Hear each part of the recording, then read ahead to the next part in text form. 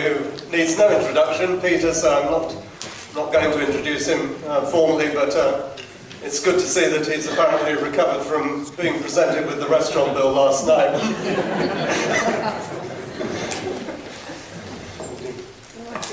I say something which I have to usually say at the end of the second session in the morning, and that is there will be lunch at 1, and we're running 10-15 minutes late, 12 minutes late, and before lunch, as usual, we take a group photograph outside. Glenn Radcliffe will direct us to whichever place it is, very near.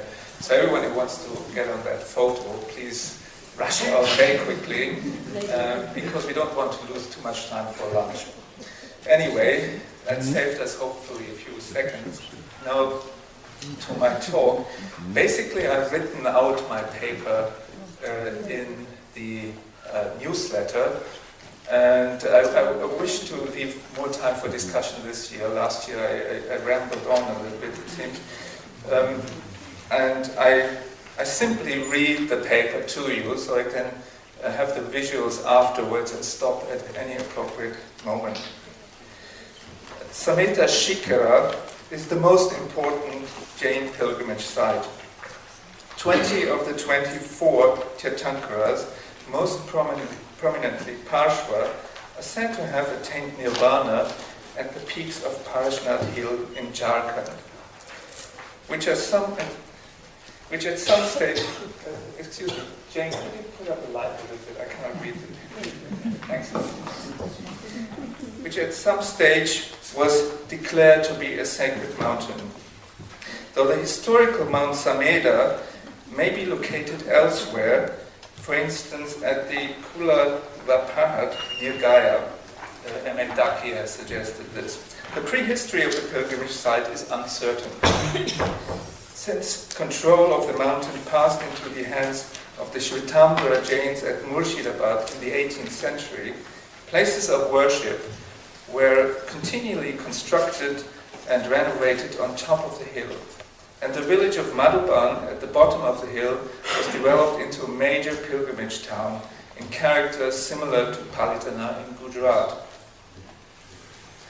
The paper reviews the history and religious significance of the site and the ongoing court cases concerning its ownership and management, waging for more than 100 years between Digambras and Shvetambaras, local Hindus, Naxalites, and the states of Bihar and Jharkhand. Regarding the contested concept of sacred place, or tirtha, in the Jaina tradition, the paper argues for an analytical distinction between sites of empowerment that are intrinsically connected with exemplary religious acts and such as the Kalyanaka Kshetras of the Jinas, and sites of commemoration that are constructed at arbitrarily chosen places. The differentiation of sites of empowerment and sites of commemoration is supported by the existence of two types of shrines and temples, housing two types of representation of the Jinas, Padukas and Pratimas. A third type of representation is evident in Jaina literature only, the bone relics of the Jinas.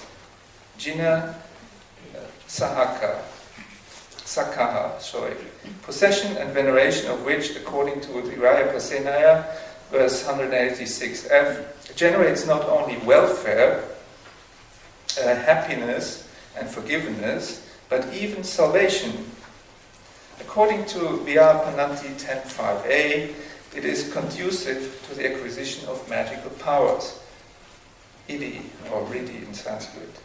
A second proposition of the paper is that the Buddhist distinction in the Kalinga Bodhi Jataka between relics, shrines of commemoration, relics of use, and corporeal relics is useful for understanding Jaina architecture, art, and ritual practice, regardless of the fact that Jaina scriptures do not offer such a classification.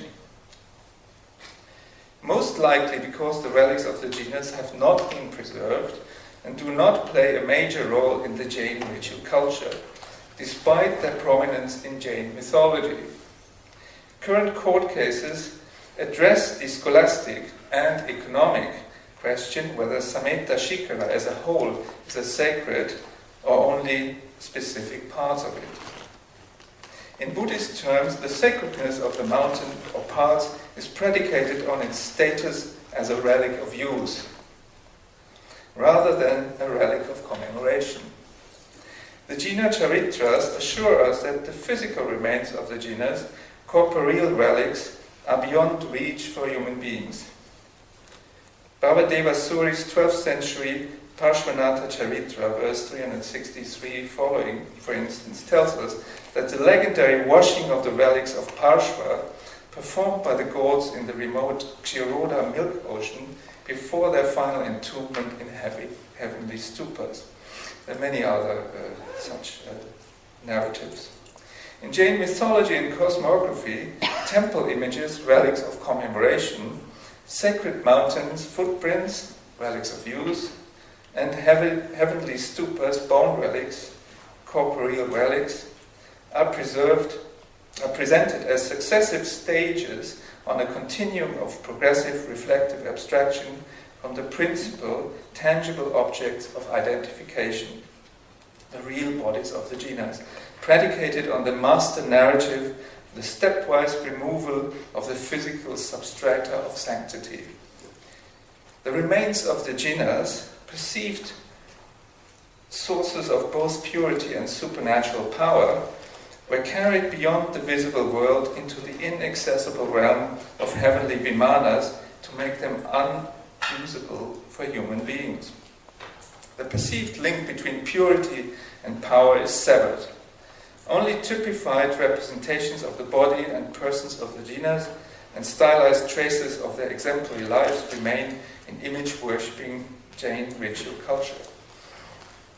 By eliminating the opportunity of venerating the corporeal relics of the Jainas, Jain scriptures privileged tradition building through the routinization of charisma over tradition building through objectified charisma, which was chosen by the Buddhist Mahaparinibbana Sutta. Relic worship is not entirely rejected by the Jain scriptures. In the realm of the gods, empowerment through contact with bone relics of the Jainas is said to be possible.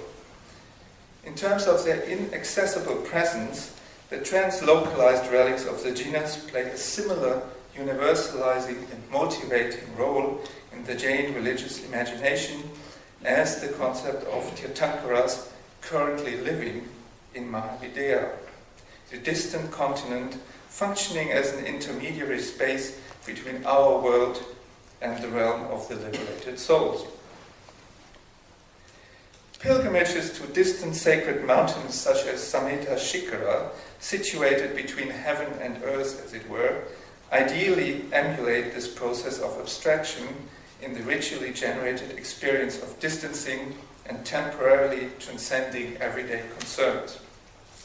Akin to Jain puja and vandana rituals, the yatra to Sammeta Śikhara reorientates the true pilgrim step by step away from the externalities of the world towards the self-realization of the inner potential of the soul.